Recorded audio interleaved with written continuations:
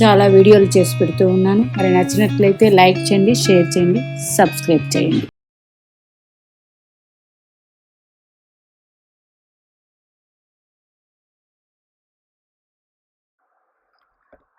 Meenakshi YouTube channel చూస్తున్న వారందరికీ ధన్యవాదములు.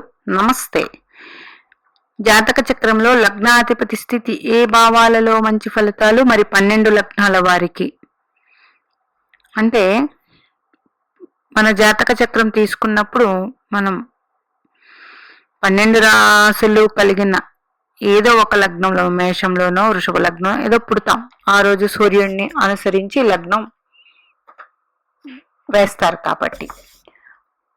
మరి అలాగే రాశి అధిపతి అంటే చంద్రుడు ఏ రాశిలో ఉన్నారు, సూర్యుడిని అనుసరించి లగ్నం అయితే చంద్రుడిని అనుసరించి రాశి, ఏ నక్షత్రం ఉన్నారు, ఈ 3 చూసుకుంటాం. మరి ప్రతి ఒక్కరికి లగ్నం అంటే మనమే కాబట్టి లగ్నం మన మనిషికి అంటే మనిషికి హెడ్ ఎట్లాంటిదో లగ్నం అలాంటిది జాతక చక్రానికి. లగ్నాధిపతి బలం కలిగి ఉన్న జాతకం ఏమవుతుందంటే 12 భావాలని కాపాడుతూ ఉంటాడు. మరి మేష లగ్నం వారికి కుజగ్రహం ఏ ఏ రాశుల్లో అంటే ఏ ఏ భావాల్లో ఉంటే చూద్దాం. మేష లగ్నం అయ్యి లగ్నాధిపతి లగ్నంలో ఉంటే లగ్న బలం ఉన్నట్లే. పంచమ స్థానం సింహరాశిలో ఉన్న లగ్న బలం ఉన్నట్టే. భాగ్యస్థానం ధనుస్సు రాశిలో ఉన్న లగ్న బలం ఉన్నట్టే ఎవరికి, మేష లగ్నం వారికి. మకరంలో ఉచ్చు పొందుతారు కాబట్టి అక్కడ లగ్నాధిపతి ఉంటే మంచిదే. అక్కడ ఉండి కర్కాటకంలో చంద్రుడు ఉన్నారనుకోండి, వీరిద్దరు ఒకరు దృష్టి కలిగి ఒకరొకరు దిగ్బల దృష్టిలతో ఈ మేష లగ్నం వారిది మంచి జాతకం. అలాగే వృషభ లగ్నం వారికి శుక్రగ్రహం అధిపతి. శుక్రగ్రహం వృషభంలోనూ ఉన్న, చతుర్థంలో వృషభం, మిథునం, కర్కాటకం, సింహంలో ఉన్న దిగ్బల ఫలితాలు ఉంటాయి. పంచమం వృషభం, మిథునం, కర్కాటకం, సింహం, కన్య. మరి కన్యలో నీచు పొందుతారు కదండి, అందుచేత అక్కడ ఉండకపోవడమే మంచిది కన్యలో. ఇంకా ఉన్నట్లయితే లగ్నాధిపతి ఎప్పుడూ నీచు పొందకూడదండి ఎవరి జాతకాల్లోనే, ఇది కన్ఫర్మ్. ఇంకా సప్తమ రాశి ఏమైంది, వృషభ లగ్నం కదా, సప్తమ రుచికి అవుతుంది, అక్కడ ఉన్న మంచిదే. మరి భాగ్యస్థానం లాభస్థానం, లాభం అంటే మీన రాశి అవుతుంది కాబట్టి అక్కడ ఉచ్చు పొందుతారు. లగ్నాధిపతి మీనంలో ఉచ్చు పొంది ద్వాదశ భావాల ఏకాదశంలో ఉండడం అనేది వృషభ లగ్నానికి మంచి జాతకం. ఇంకా మిథున లగ్నం వారికి బుధుడు లగ్నంలో ఉన్న మంచిదే, ద్వితీయం కర్కాటకంలోని కూడా మంచిదే, తృతీయం సింహరాశిలో చాలా మంచిది. అక్కడే కూడా రవి గాని ఉన్నప్పుడు జన్మించి ఉంటే వీరికి లగ్న బలం అమోఘం. మంచి వ్యాపారివేత్తలు, మంచి మాటకారితనం కలవారు అవుతారు. వీళ్ళ దగ్గర మంచి కమ్యూనికేషన్ స్కిల్స్ ఉంటాయి.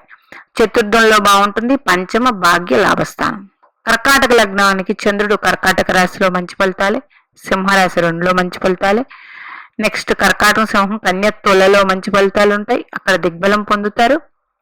నెక్స్ట్ భాగ్యస్థానం కర్కాటక లగ్నం వారికి ధనుస్సు, కర్కాటకం, సింహం, కన్య, తుల, వృశ్చికం, ధనుస్సు, మకరం, కుంభం, మీనం అవుతుంది, మంచి ఫలితాలు ఉంటాయి. తర్వాత లాభస్థానం ఏమవుతుంది, మీనం, మేషం, వృషభం అవుతుంది, మంచిదే. అంటే అక్కడ ఉచ్చు పొందుతారు వృషభంలో చంద్రుడు, అక్కడ మంచి ఫలితాలే ఉంటాయి. ఇంకా మరి చాలా వీడియోల్లో చెప్పు ఉన్నారు కదండి, లగ్నాధిపతి లగ్న పంచమ భాగ్యస్థానాల్లో మంచి ఫలితాలు ఇస్తారు, మరి నీచ పొందితే కాదు అంటున్నారు.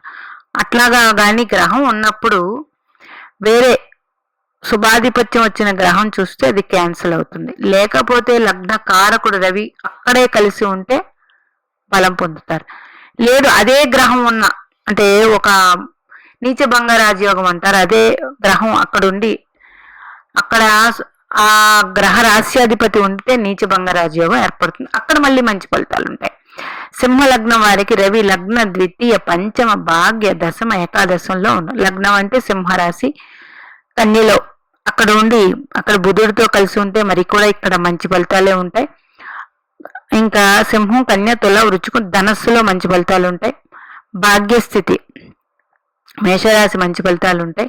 వృషభం దశమంలో దిగ్బలం పొందుతారు కాబట్టి మంచిదే. మిథున రాశి మంచిదే. కన్యా లగ్నం వారికి లగ్నము పంచమం కన్యా, తుల, వృశ్చికం, ధనుసు, మకరంలో మంచిదే. నెక్స్ట్ భాగ్యస్థానం కన్యా, తుల, వృశ్చికం, ధనుసు, మకరం, కుంభం, మీనం, మేషం, వృషభం మంచిదే. నెక్స్ట్ మిథునం కన్యా లగ్నం వారికి అది కూడా స్వక్షేత్రం మంచిదే. లాభస్థానం మిథునం, కర్కాటకం మంచిదే. ఇంకా తులా లగ్నం వారికి లగ్నంలో శుక్రుడున్నా, తృతీయంలో ఉన్నారు, చతుర్థంలో ఉన్నా, పంచమంలో ఉన్నా, భాగ్యస్థానం నీచ కాబట్టి ఇందాక చెప్పిన ఫార్ములా ప్రకారం అది అనుసరిస్తే మంచిది. సప్తమంలో ఉన్న, లాభస్థానంలో ఉన్న మంచి ఫలితాలు ఉంటాయి. ఇంకా వృశ్చిక లగ్నం వారికి లగ్న పంచమ దశమంలో అయితే ఎక్కువ మంచి ఫలితాలు ఉంటాయి. ధనుస్సు లగ్నం వారికి లగ్నం, చతుర్థం, పంచమం, భాగ్యం, లాభస్థానంలో గురుడు ఉంటే మంచిది. మకర లగ్నం వారికి శని భగవానుడు లగ్నంలో ఉంటే చాలా మంచి ఫలితాలు ఉంటాయండి. మరి ఇక్కడ ససమహాపురుష యోగం ఏర్పడుతుంది వీరికి. అదే విధంగా మకర లగ్నం వాళ్ళకి సప్తమంలో కూడా అక్కడ కర్కాటకం అవుతుంది, పుష్యమి నక్షత్రం అందులో ఉంటే ఇక్కడ కూడా ససమహాపురుష యోగం ఉంటుంది. నెక్స్ట్ వీళ్ళు ప్రజల మనిషి అవుతారు ఇట్లా ఉన్నవాళ్ళు. నెక్స్ట్ మకర లగ్నం వాళ్ళకి సప్తము భాగ్యస్థానము మంచిదే, అలాగే దశమం తులారాశి మంచిది. తర్వాత కుంభ లగ్నం వారికి లగ్నంలో శని భగవాన్ అంత మంచి ఫలితాలు ఇవ్వరండి. ఎందుకు అంటే మకరంకి అయితే ఒకటి, కుంభంకి అయితే ఒక ఫలితాలు ఉంటాయి. దానివల్ల లగ్నం కన్నా చతుర్థ, పంచమ, భాగ్య, లాభ స్థానాల్లో శని భగవానుడు బలం కలిగి ఉంటారు. మరి మీన లగ్నం వారికి కుంభలగ్నం వారికి ఎందుకు మంచిది కాదంటే రవి క్షేత్రం సప్తమం అయింది, అక్కడ అంత మంచి ఫలితాలు సప్తమ క్షేత్రమే దృష్టి కాబట్టి అంత మంచి ఫలితాలు ఉండవు. మీన లగ్నం వారికి గురుడు లగ్నం, ద్వితీయం, తృతీయం, పంచమం, భాగ్యం, దశమ క్షేత్రాల్లో గురుగ్రహం మంచి ఫలితాలు ఇస్తారు. ఇవి మొత్తం గ్రహాలు ఇచ్చేవి.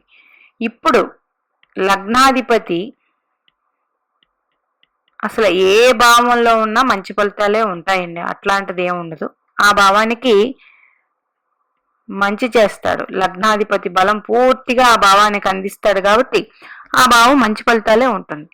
కాకపోతే షష్ఠ, అష్టమ, వ్యయ స్థానాల్లో ఉంటే నాట్ గుడ్ అని నేను చెప్తాను. అది స్వక్షేత్రమైన కొంచెం బలహీన పడతాడు. షష్టమానికి కుజుడు కారకుడు, అష్టమ వ్యయాలకి శని భగవానుడు కారకుడు.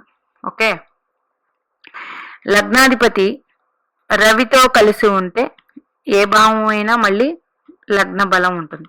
అలా కాకుండా లగ్నాధిపతి ప్లస్ అది స్వక్షేత్రం కాకుండా వేరే గ్రహం అయితే ఆ గ్రహంతో అక్కడ అష్టమం అయినా కలిసి ఉంటే మంచి ఫలితాలు ఉంటాయి. అంటే ఆ భావాధిపతితో కలిసి ఉన్న మంచి ఫలితాలు ఉంటాయి. మళ్ళీ లగ్నాధిపతి లగ్నకారకుడు రవితో కలిసి ఉన్న లగ్న బలం ఉన్నట్టే. ఇట్లా లగ్నాధిపతి ఈ విధంగా ఉంటారు. అట్లాగే మరికొంత ముందుకు వెళితే లగ్నాధిపతి ఒకవేళ కానీ మీకు శుభగ్రహం అయ్యి షష్ఠ, అష్టమ వ్యయాలలో ఉంటే పర్వాలేదు.